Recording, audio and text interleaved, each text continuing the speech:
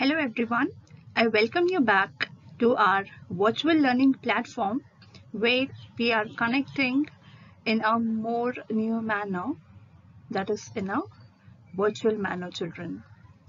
So, before proceeding to our topic, let us just have a general discussion, children. Whenever you feel anxious, whenever you feel low, what is the first thing we all are profound to do? We go to the direction, rather we divert our mind to the activities we like. For example, if somebody likes drawing, they paint, they draw to change their state of mind from being anxious to normal, because the hobby that they are connected to is the way of communication. Whenever we are low, we are finding some mediator, some medium to communicate. If not people, it can be a hobby that gets you connected through.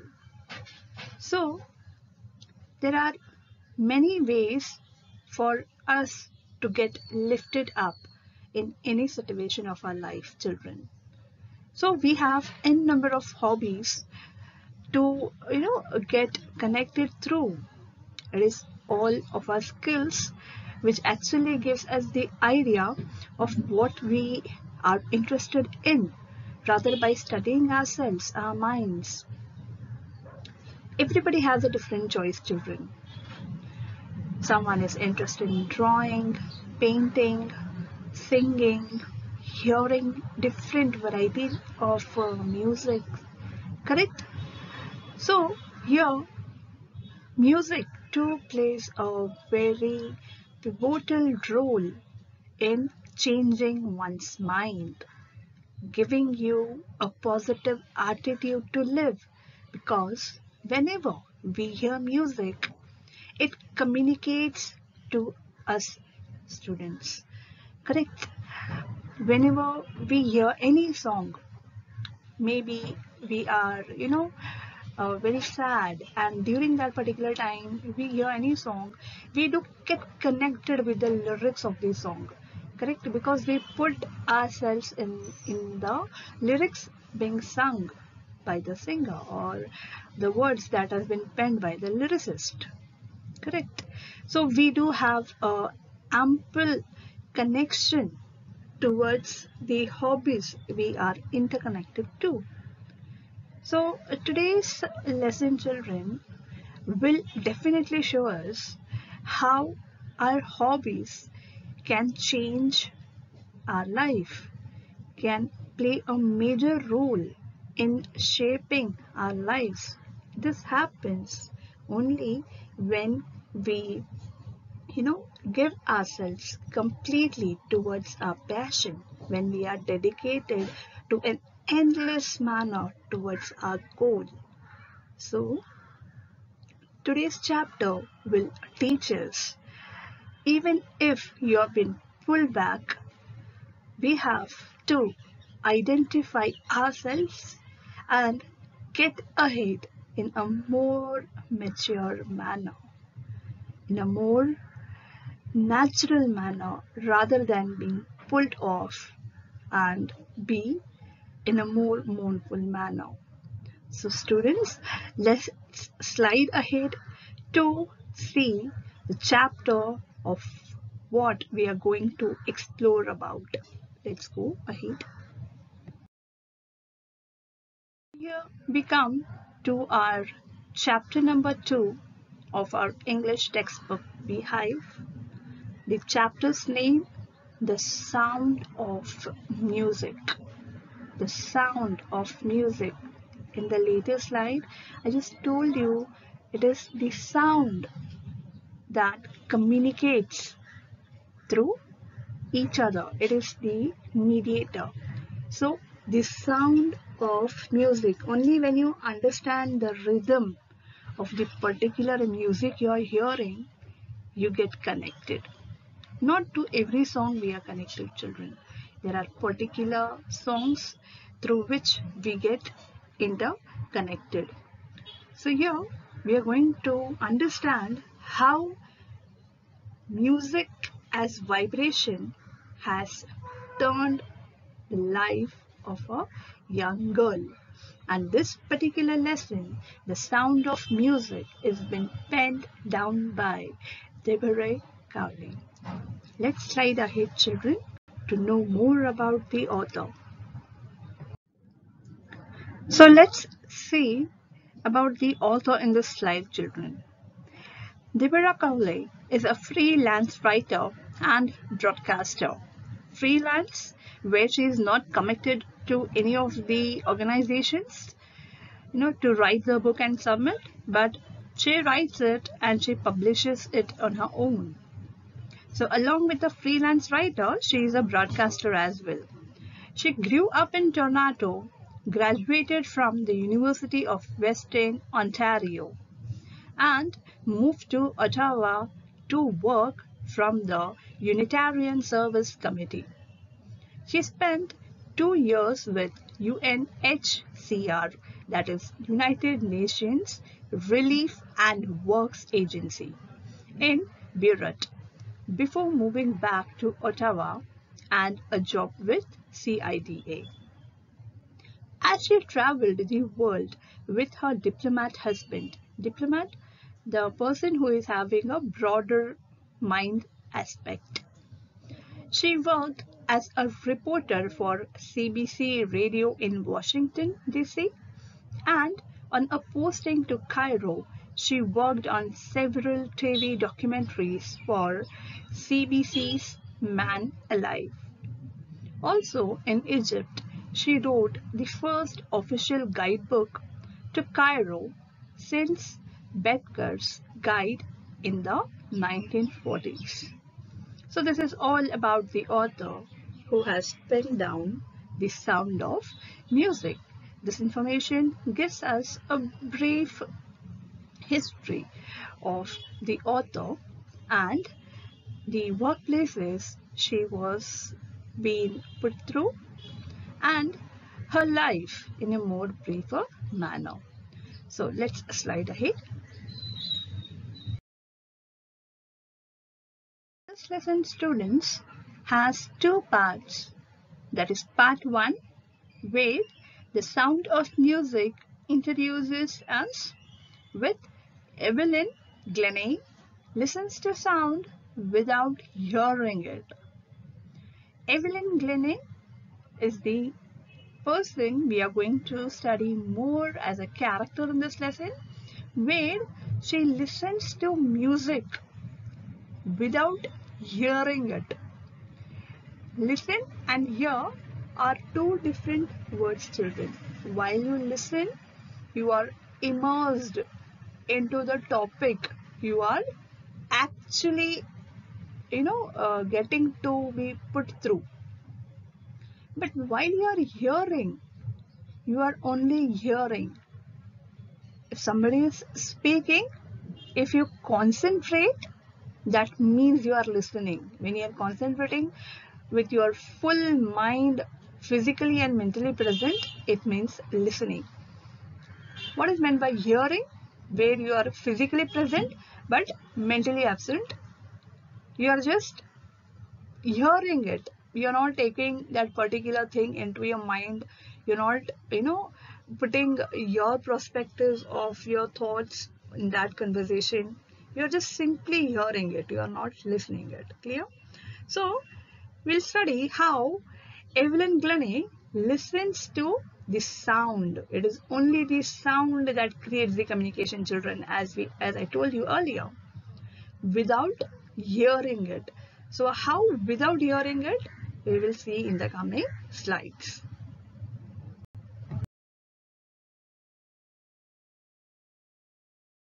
Starting off the lesson, children, we see the image of Evelyn Glennie been put up onto our right side. Starting with the first paragraph, rush hour crowds jostle for position on the underground train platform. Rush hours is the time when the platform is usually being crowded. Jostle for your position means making position, making space for you to stand on the platform. At that point of time, a slight girl looking younger than her 17 years. So she was 17 years old that time. She was nervous yet excited as she felt the vibrations of the approaching train. It was her first day at the prestigious Royal Academy of Music in London and daunting enough for any teenager fresh from a Scottish farm. So you can see she has been described as a slight girl, that is a thin girl who was 17 years old, who was nervous but also at the same time excited as she felt the vibrations of the approaching train. She is feeling the vibrations. This particular sentence can connect you to our topic's name, that is the sound of music, the vibration of the train, that is the sound of the train, the music when the train was traveling, that was felt by her. It was her first day at the prestigious Royal Academy of Music in London and daunting enough, that's challenging enough, for any teenager fresh from a Scottish farm. So she belonged to Scotland. From Scotland, she has come all over to London to explore her music skills and to make her music journey. But this aspiring musician faced a bigger challenge than most. She was profoundly deaf. So here we get an idea that Evelyn Glennie was deaf.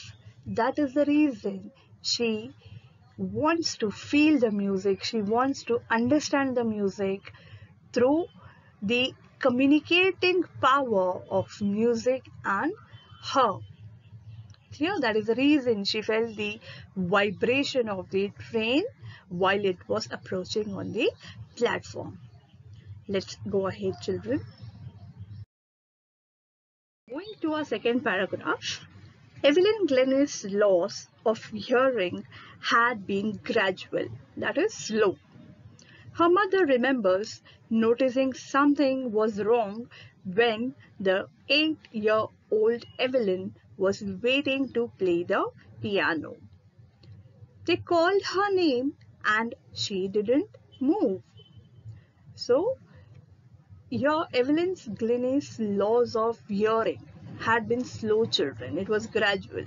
So her mother notices when Evelyn was 8 years old, she was waiting to play the piano, and the instructors there called her by her name, Evelyn, but she did not move, means she was not able to hear from that point of time. I suddenly realized she hadn't heard, says Isabel Glennie. So Isabel Glennie is her mother. You can see her picture onto the right hand side. She is Isabel Glennie, Evelyn Glennie's mother. For quite a while, Evelyn managed to conceal her growing deafness. Conceal is to cover, not to show anybody that she is losing her hearing power. So she managed to conceal her growing deafness from friends and teachers.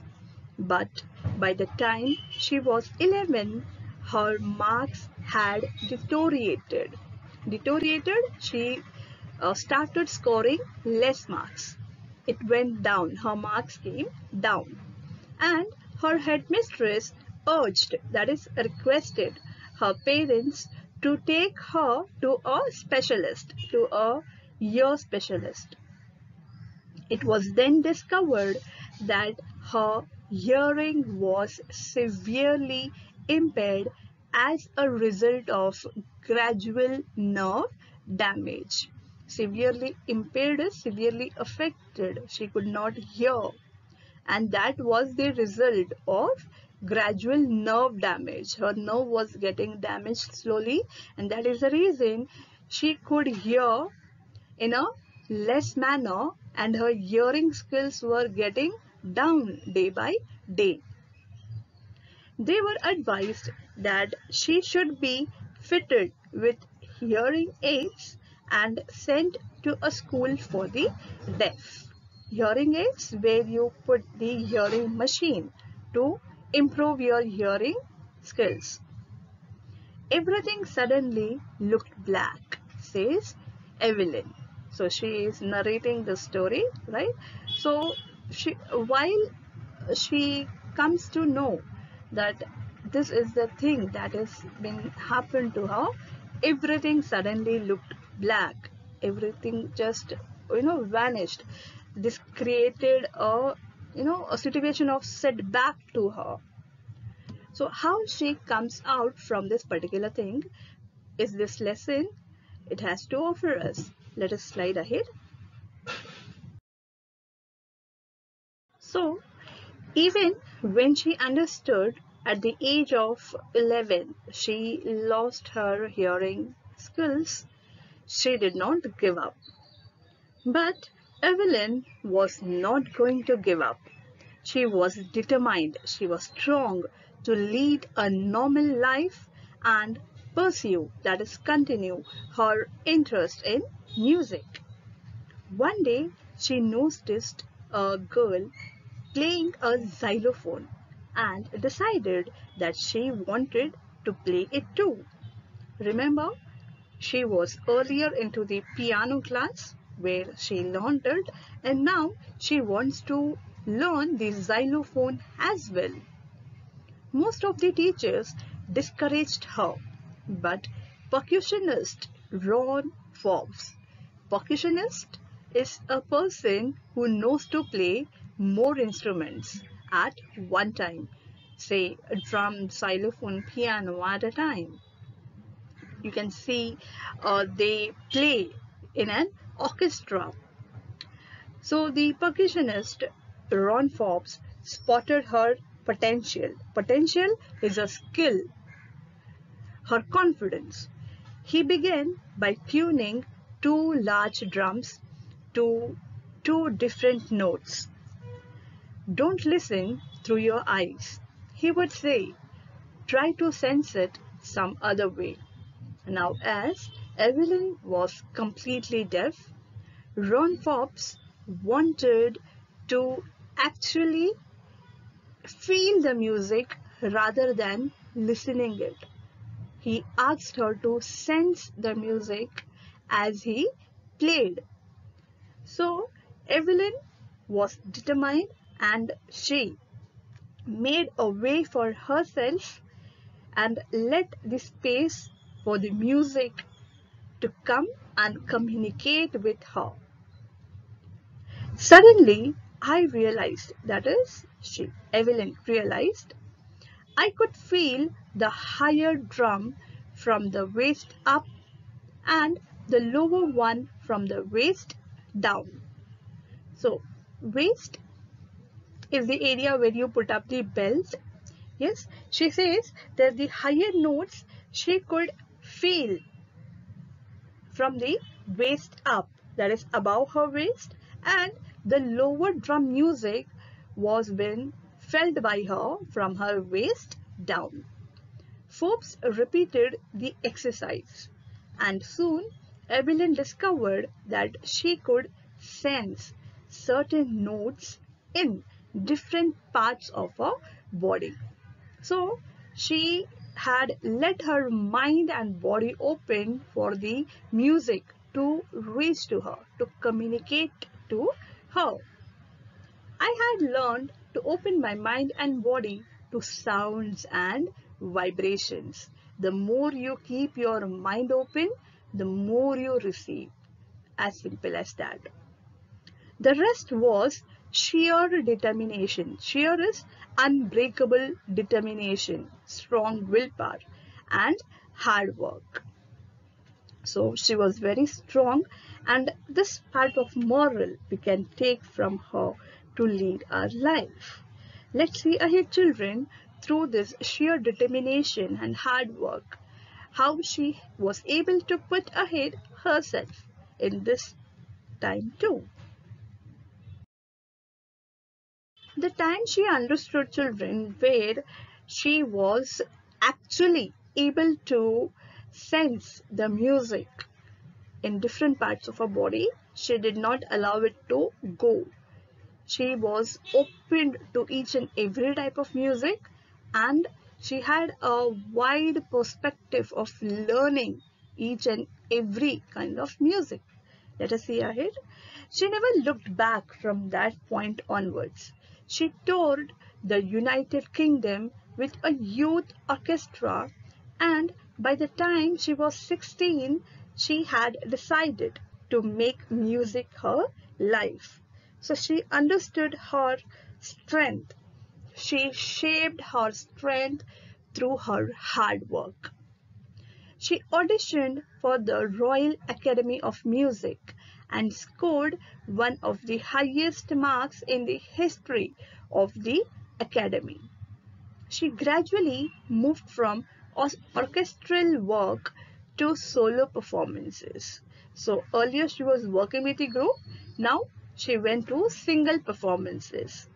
At the end of her 3-year course, she had captured most of the top awards. 3 years of her course where she represented herself, her music in front of the audiences. She captured the 3 most top awards at that time. And for all this, Evelyn won't accept any hint of heroic achievement. So her sheer determination and hard work through which she had been and learned the music, everything she has achieved, that too kept her down to earth. She did not make anyone feel that she has done something very heroic. She was down to earth. If you work hard and know where you are going, you will get there. As simple as that. If your goal is clear, if your vision is clear, and you are ready to play on the path, on different path that life offers you or throws on you, the situations, you, if your determination is undefeated, if it is very hard to defeat your mind, your determination, you come ahead with the flying colors because you have achieved your goal. And she got right to the top, the world's most sought after multi-percussionist with a mastery of some 1,000 instruments and hectic international schedule. You can see a multi-percussionist, that is, she could play various instruments at a time, and she had a mastery of 1,000 instruments. We can guess that how open she was to face the challenge as well and to pursue her interest as well. After that, she had a very hectic international schedule. As we read earlier, she toured from one place to other. Let us slide ahead, children, to understand the ahead journey of Evelyn.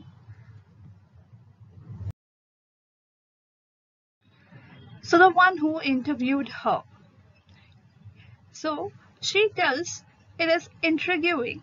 Intriguing means arousing one's curiosity or interest, and fascinating. It was fascinating to watch Evelyn function so effortlessly. Effortlessly, she had to not learn. She had already practiced so much that she could, just easily play the instruments. So watch Evelyn function so effortlessly without hearing.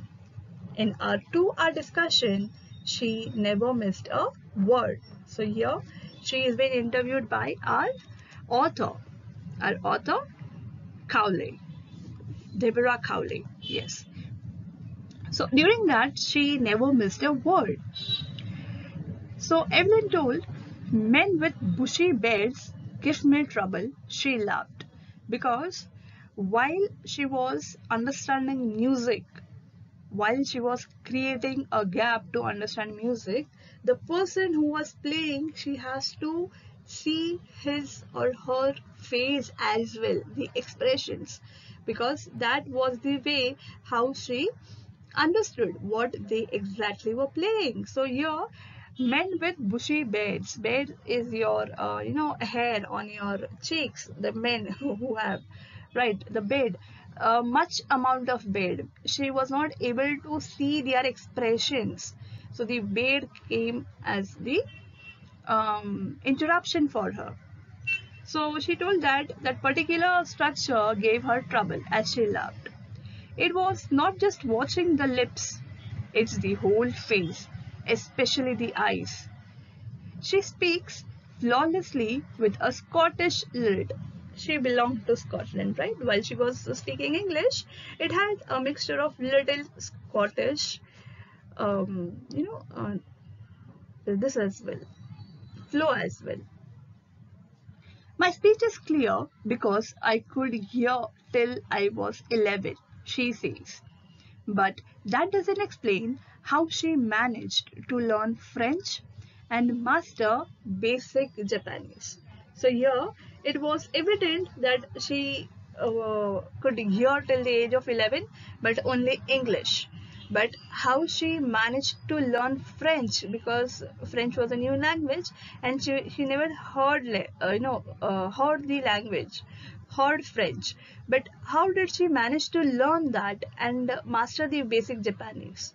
So that was something very different to understand how she managed this. As for music, she explains, it pours in through every part of my body because she feels it. It tingles in the skin, my cheekbones, and even in my hair. So, as she has opened her mind and body to the music, so music is widely connected to Evelyn. When she plays the xylophone, she can sense the sound passing up the stick into her fingertips. So she is expressing how she feels the music while she plays a xylophone.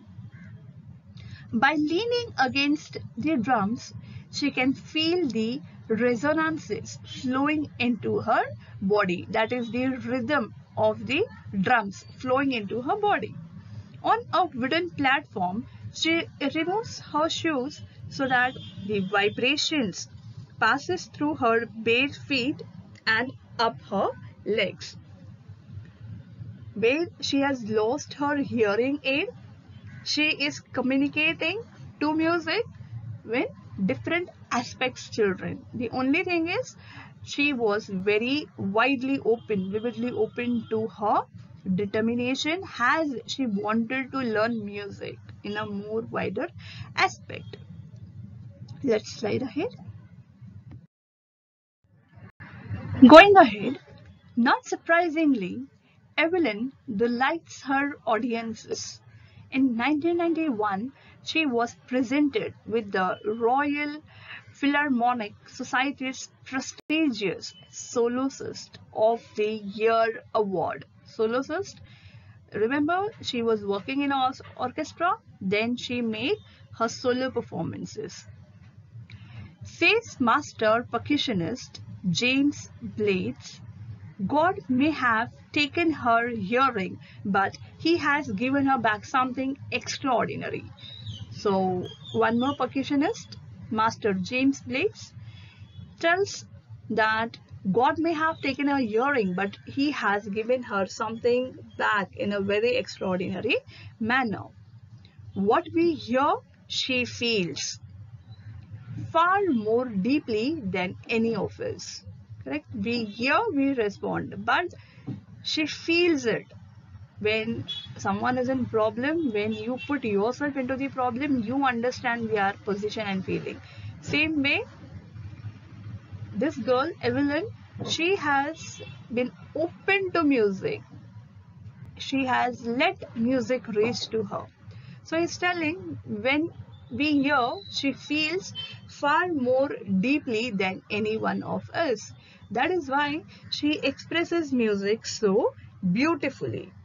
Only the thing is, when you feel, you learn more.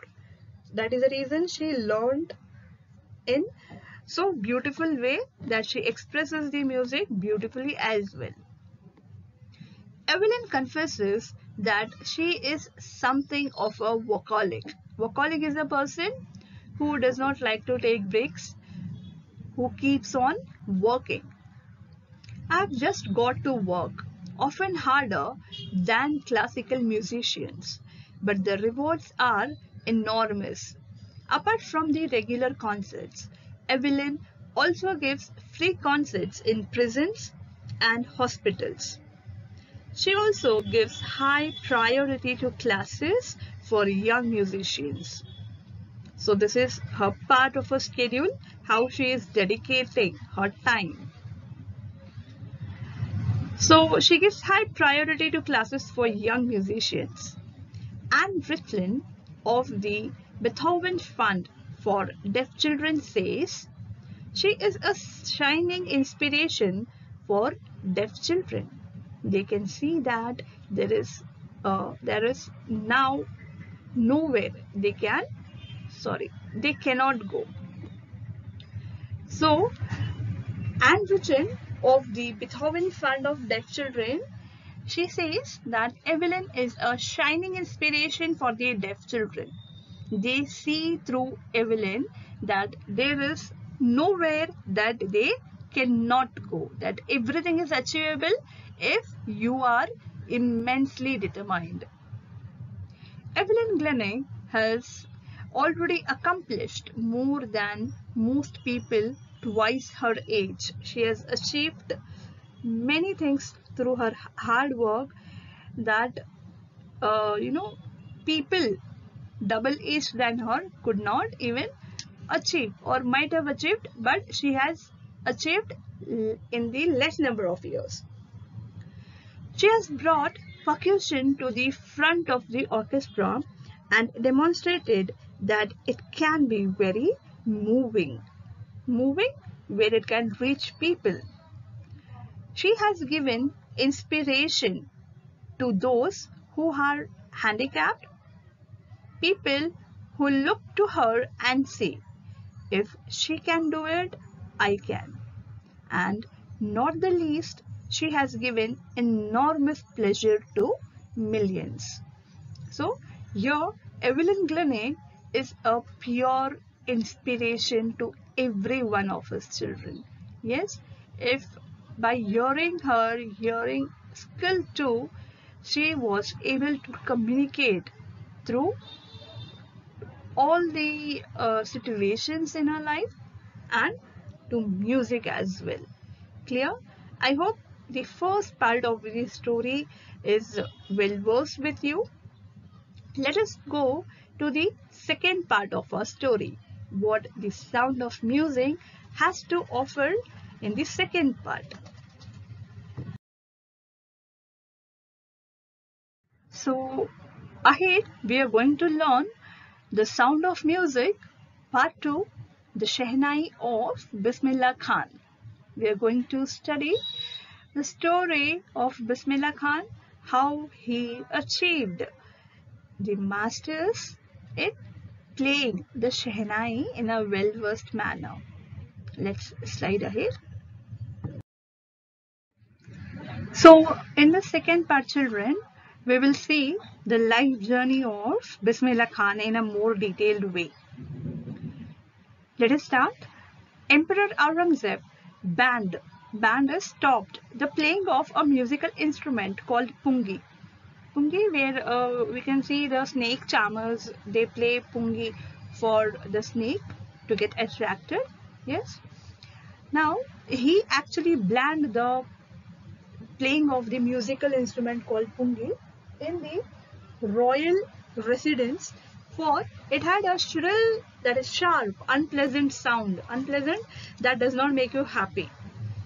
Pungi became the generic name for reeded noisemakers. Reeded is intense noisemakers. The sound of that particular instrument is not making you happy, but instead of that, it is giving you the feeling that it is making noise instead of music. Few had thought that it would one day be revived. Revived is relived. A new reform has been formed. A barber of a family of professional musicians who had access to the royal palace decided to improve the tonal quality of the pungi. Tonal quality, the tune it produced, right? He actually decided to improve the tune of that particular instrument. He chose a pipe with a natural hollow stem that was longer and broader than pungi. A hollow pipe, we have seen flute, right? It is in a pipe form. So it has a natural hollow stem. The gaps, hollow is deep, that was longer and broader than pungi and made 7 holes on the body of the pipe. When he played on it, closing and opening some of the holes. We do play flutes, right? According to the tune, we close the holes, we open the holes in order to, produce the desired music. So when he played on it, closing and opening some of these holes, soft and melodious sound was produced. Melodious, that was very nice to hear, that was pleasing to hear. He played the instrument before royalty and everyone was impressed. The instrument, so different from the pungi, had to be given a new name. As the story goes, since it was first played in the Shah's chambers, it was played by a nai, that is barber. So he was the barber in the royal palace, as we studied in the sentences which we read. Played by a nai, the instrument was named Shehnai. So from Shah's court, and it was played by a nai, so it was named as Shehnai. Let's go ahead, children. The sound of the Shehnai began to be considered auspicious, that is pure.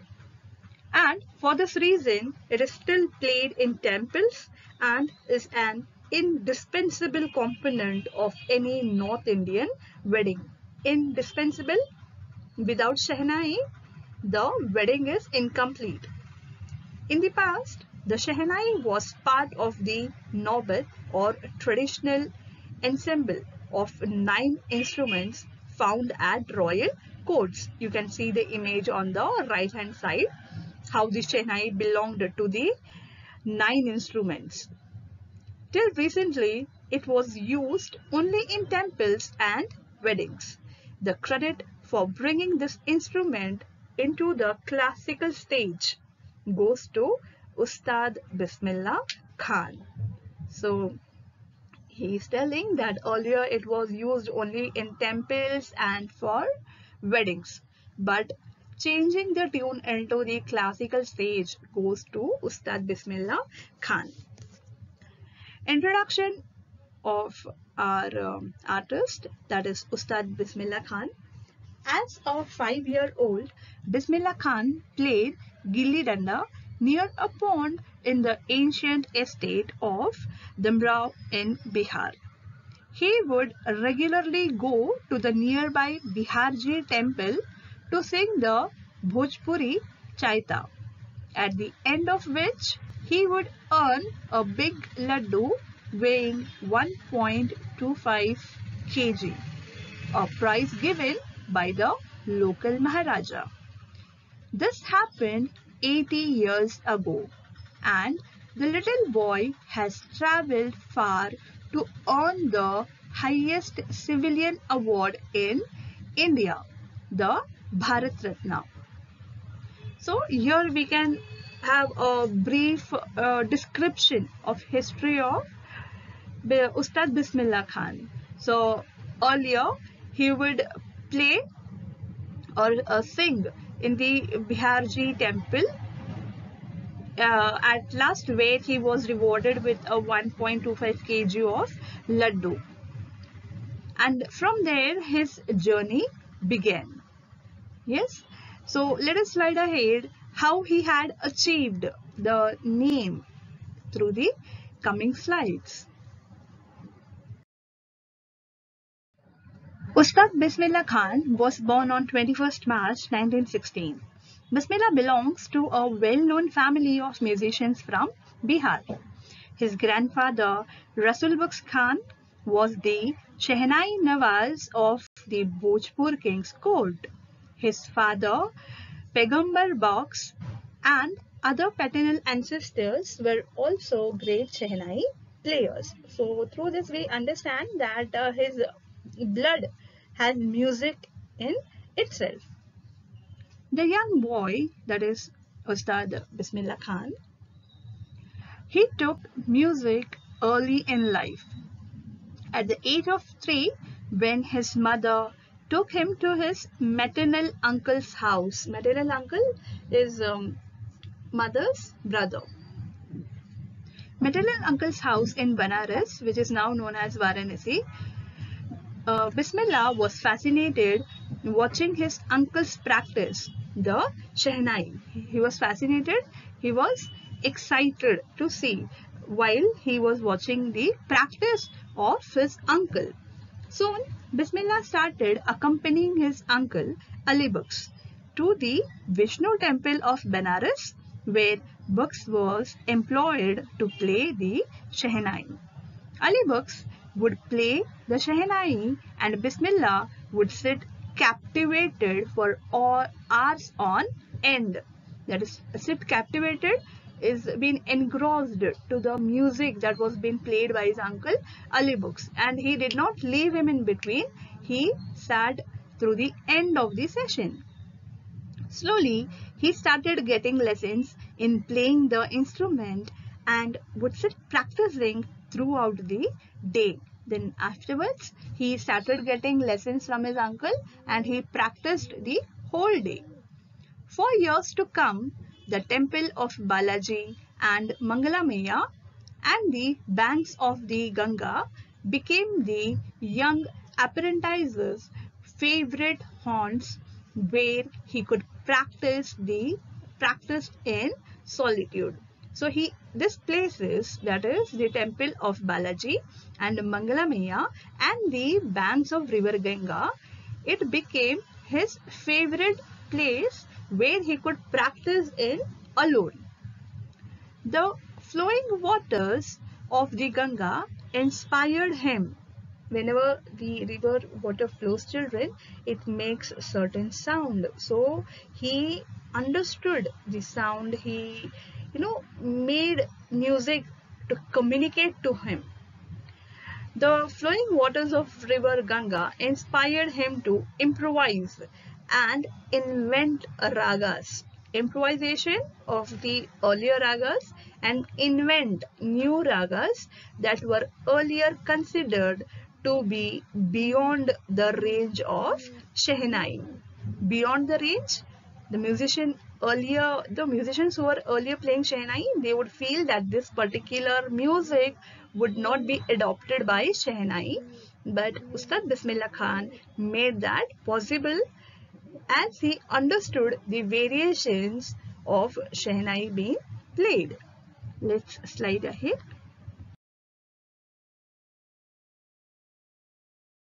Right, children. At the age of 14, at the age of 3, remember, he accompanied his uncle. Later he started taking classes. Yes, now he's growing up. So at the age of 14, Bismillah accompanied his uncle to the Allahabad Music Conference. At the end of his recital, Ustad Fayyaz Khan patted the young boy's back. That is, Ustad Fayyaz Khan patted Bismillah's back, who was 14 years old then, and said, "Work hard and You Shall Make It. With the opening of the All India Radio in Lucknow in 1938 came Bismillah's biggest break. He soon became an often heard Shehnai player on radio. Often heard, regularly heard. So All India Radio gave him a big break in the year 1938. So his hard work and determination had made him achieve in this smaller age. When India gained independence on 15th August 1947, Bismillah Khan played the first Indian became the first Indian to greet the nation with his Shehnai. So you can feel how lucky he was that he was able to grasp the amount of music, to understand music and to put it out in front of our prime ministers and great leaders at that time. He poured his heart out into Rag Kafi from the Red Fort to an audience which included Mahatma Gandhi and Pandit Jawaharlal Nehru, who later gave his famous Tryst with Destiny speech. So he was accompanied through such great leaders as he had designed his own destiny children. Let's slide ahead. Going ahead from being a small kid, growing up, being 14 years old, where he delivered his tune of music, getting appreciated and getting a break in All India Radio, then getting a chance to play Shehnai for our independence. His journey was memorable. Later, Bismillah Khan has given many memorable performances both in India and abroad. His first trip abroad was to Afghanistan, where King Zahir Shah was so taken, that is, he was very much been intrigued to his music, was so taken in by the maestro that he gifted him priceless Persian carpets and other sovereigns. Means other gifts, valuable gifts was been gifted to Ustad along with priceless Persian carpets. The king of Afghanistan was not the only one to be fascinated with Bismillah's music. Film director Vijay Bhatt was so impressed after hearing Bismillah play at a festival that he named a film after the instrument called Goonj Uthi Shehnai. So after he heard his music, a film was being filmed on the particular instrument. That film's name you can see, Goonj Uthi Shehnai. The film was hit and one of Bismillah Khan's compositions. Dil Ka Khilona Hai Toot Gaya, that was the song that was part of the film, turned out to be a nationwide chart burster, nationwide hit. Despite this huge success in the celluloid world is the world that has been limited, where you cannot explore more. Despite this huge success in the celluloid world, Bismillah Khan's ventures in film music were limited to two, that is only two, that is Vijay Bhatt's Goonj Uthi Shehnai and Vikram Srinivas's Kannada movie, that is Sanadi Apana. I just can't come to terms with the artificiality and glamour of the film world, he says with emphasis. Emphasis is importance. In the film world, you have been asked to adjust with other musicians and then play accordingly, but he's a person who always want to learn music how it is. Clear? So he told that I'm not being termed to just get engrossed into this artificial world, and that is the reason he did only two projects in the world of film. Let's slide ahead. After his film journey, let us see what he has gone through ahead. Awards and recognition came thick and fast because of his hard work. Bismillah Khan became the first Indian to be invited to perform at the prestigious Lincoln Center Hall in the United States of America. He also took part in the World Exposition in Montreal, in the Cannes Art Festival, and in the Osaka Trade Fair. So well known did he become internationally that an auditorium in Tehran was named after him, Tahar Mosque, Ustad Bismillah Khan. So you can see that how famous he was, how hardworking he was. So that is the reason he wanted to explore music to the next level. He left the film industry.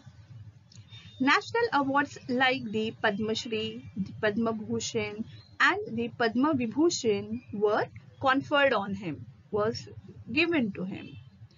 In 2001, Ustad Bismillah Khan was awarded India's highest civilian award, the Bharat Ratna Award, with the coveted award resting on his chest and his eyes glinting with rare happiness, he said.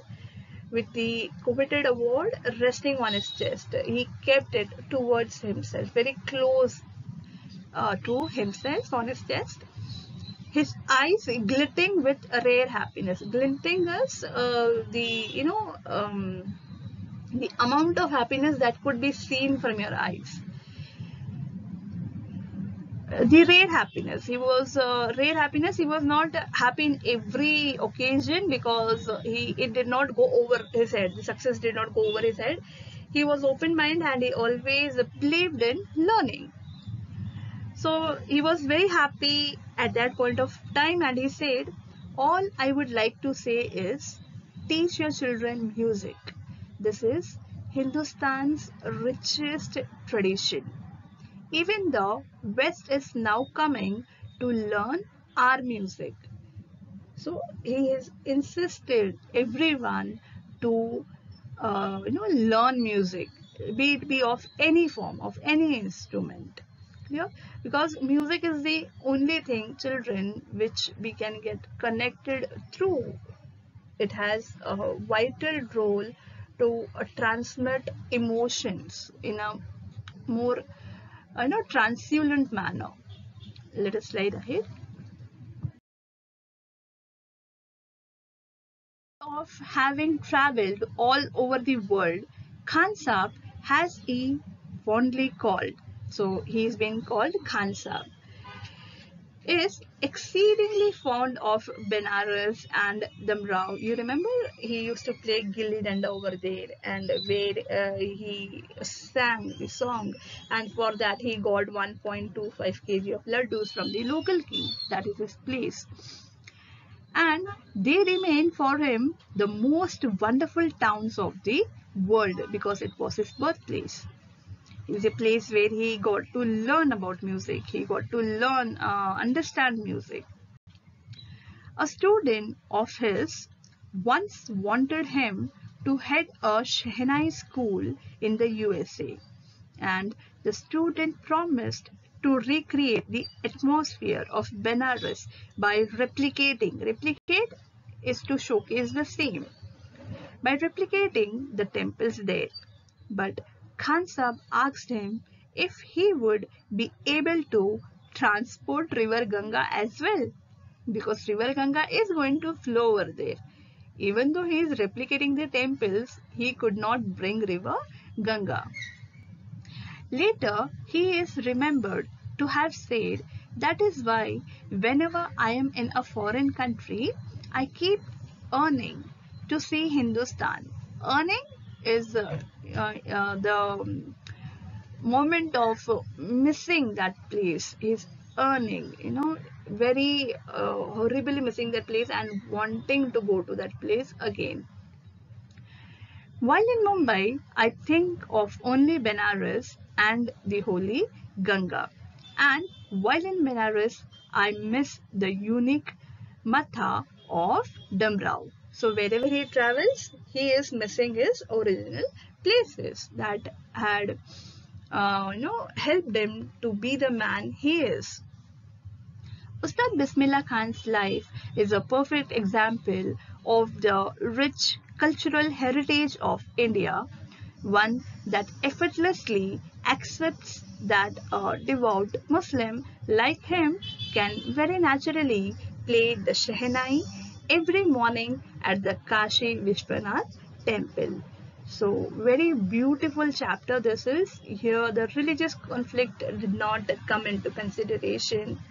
Everything was so smooth and very delightfully put down in this chapter. So, children, I do hope you have understood the Sound of Music part 1 of Evelyn Glennie and the second part of Ustad Bismillah Khan. Let us slide ahead and see.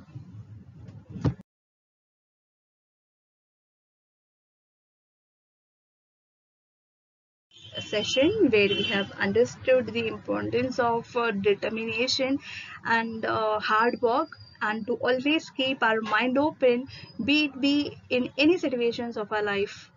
We have been imparted the importance of these qualities through two beautiful examples of Evelyn Glennie and Ustad Bismillah Khan, where their hard work and open-mindedness, this particular characteristic helped them to achieve where they were, and to actually make us understand how we have to take life as an opportunity to learn always till we die. So, with this moral, I'm bidding you bye until our next lecture. Until then, take care, stay safe. Thank you, children.